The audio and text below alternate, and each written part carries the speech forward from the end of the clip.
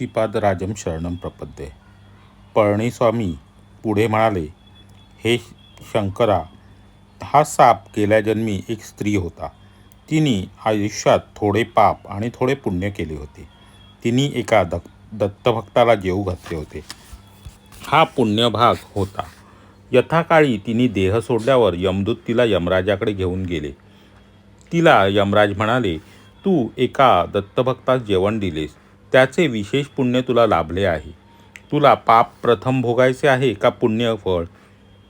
ती स्त्री म्हणाली, थोडा आहे ते मी प्रथम भोगते. त्याप्रमाणे तिला पापयोनीत सर्पाच्या योनीत जन्म मिळाला. तिची वृत्ती सर्वांना हानी करण्याची असल्याने वाटेत जो कोणी आडवा येईल त्याला ती चावत असे. ती स्त्री मानव जन्मात रजोगुणी असल्याने तिच्या केवळ जवळ गेल्यास माधवास तिने दंश केला होता. तिच्या पूर्वपुण्याईनेच तिने माधवास दंश केला होता. माधव मात्र पूर्वीजन्मीच्या पापामुळे मरणासन्न अवस्थेत गेला होता. कालांतराने श्रीपाद वल्लभांच्या कृपेने त्या स्त्रीची सर्पयोनीतून मुक्तता झाली. आता योगी व्यक्तीस केलेल्या अन्नदानाचे फळ काय हे पुढे सांगितले आहे. श्री दत्तप्रभू अल्पसंतोषी आहेत. थोड्या सेवेवर ते भक्तास प्रसन्न होऊन अमाप फळ देतात. श्री दत्तांच्या नावाने कोणाही व्यक्तीस अन्नदान केल्यास तर जी व्यक्ती योग्य असल्यास आणि ती व्यक्ती योग्य असल्यास त्या अन्नदानाचे विशेष फळ लाभते. अन्नाच्या थोड्या भागानेच मन बनते. अन्नदात्याचे मन, बुद्धी, चित्त, अहंकार, शरीर मंगलस्पंदनाने भरून जाते. त्यामुळे त्याच्यात लोकांना आपल्याकडे आकृष्ट करण्याची शक्ती उत्पन्न होते. पुढे पळणीस्वामी म्हणाले, इच्छित वस्तूची समृद्धी म्हणजे लक्ष्मीची कृपा कटाक्ष. ही सृष्टी सगळीच सूक्ष्म स्पंदनाने, सूक्ष्म नियमाने चालत असते. श्रीपाद श्रीवल्लभांचा महिमा पुढे सांगितला आहे. श्रीपाद श्रीवल्लभांचे नामस्मरण लक्ष्मी, धन, ऐश्वर, समाधान प्राप्त करणारे आहे. आता बघा, श्रीपाद श्रीवल्लभांच्या नामस्मरणाने काय होतं, तर लक्ष्मी, धन, ऐश्वर, समाधान प्राप्त होते. त्यांच्या अनुग्रहांच्या भाग्यांचे वर्णन काय करावे.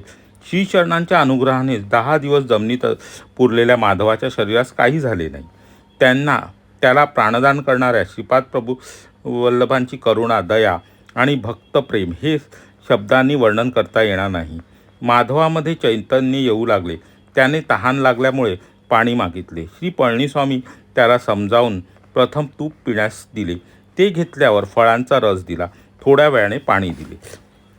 तर आता माधव नंबूद्री हे शुद्धीवर आलेत आणि त्यांना पळणीस्वामींनी प्रथम तूप, नंतर मग फळांचा रस आणि मग पाणी असं क्रमक्रमाने दिले. माधव पुनर्जीवित झाल्याने सगळ्यांच्या आनंदाला सीमा राहिली नाही. माधवाने आपला अनुभव सांगण्यास सुरुवात केली. मी सूक्ष्म शरीराने कुरवपुरात पोचलो व श्रीपाद श्रीवल्लभांचे दर्शन घेतले. श्रीपाद श्रीवल्लभ अजानुबाहू आहेत. त्यांचे नेत्र विशाळ आहेत. त्या नेत्रांमध्ये जीवाच्या प्रति करुणा, दया व प्रेम निरंतर प्रवाहित होत असते. मी स्थूल देहधारी नसल्यामुळे तेथील स्थूल देहधारी लोकांना मी दिसत नव्हतो. श्रीपाद वल्लभांची कुरवपुरातील श्रीपाद वल्लभांनी कुरवपुरातील त्या द्वीपाच्या मध्यभागी जा अशी आज्ञा केली. मी श्रीपाद वल्लभांचे नामस्मरण करीत त्या द्वीपाच्या मध्यभागातून खोलामध्ये गेलो. भूमीमध्ये खोलात भूकेंद्राजवळ अनेक प्रासाद, वरांडे असल्याचे मला भासले. ते पाताळ लोकच आहे अशी माझी खात्री झाली. स्थूलता पाहणाऱ्याला स्थूलरूप पदार्थ दिसतात. माझ्यासारख्या सूक्ष्मधारी शरीराला सूक्ष्मरूप असलेले लोक दिसले. तेथे असणारे लोक नागजातीचे असून कामरूप धारण केलेले होते. त्यांना इच्छा असलेले रूप धारण करण्याची शक्ती होती. त्यांना साधारणतः नागरूपातच संचार करणे आवडत असे.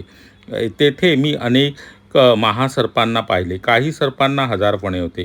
काही फण्यांवर मणी होते व त्या मण्यातून दिव्य तेज प्रसारित होत होते. अन्य नाग योगमुद्रेत असल्याने फणे उकलून मौन मुद्रेत होते. आश्चर्य असे की त्यातच एक महासर्प होता. त्या सर्पाला 1000 फणे होते. त्या महासर्पावर श्रीपाद श्रीवल्लभ महाविष्णूंसारखे शयन करीत होते. तेथे असलेले महासर्प वेदगान करीत होते. चिदानंद स्वरूपाने स्वामी ते गायन ऐकत होते. माझ्या बाजूला असलेल्या एका महासर्पाने दत्तप्रभूंचा महिमा सांगण्यास सुरुवात केली. तर आपण आता पाहिलं जी आत्तापर्यंतची कथा ऐकली त्यामध्ये माधव शुद्धीवर आल्यावर त्याचा अनुभव सांगू लागले. माधवांना स्थूल शरीराने म्हणजे जे आपल्यासारखे जे शरीर आहे त्याला स्थूल शरीर म्हणतात. त्या स्थूल शरीराने काही दत्तप्रभूंचे किंवा श्रीपाद श्रीवल्लभांचे दर्शन होणार नव्हते. त्यामुळे त्यांना श्रीवल्लभांच्या कृपेने त्यांचे सूक्ष्म शरीर हे कुरवपुरास गेले होते.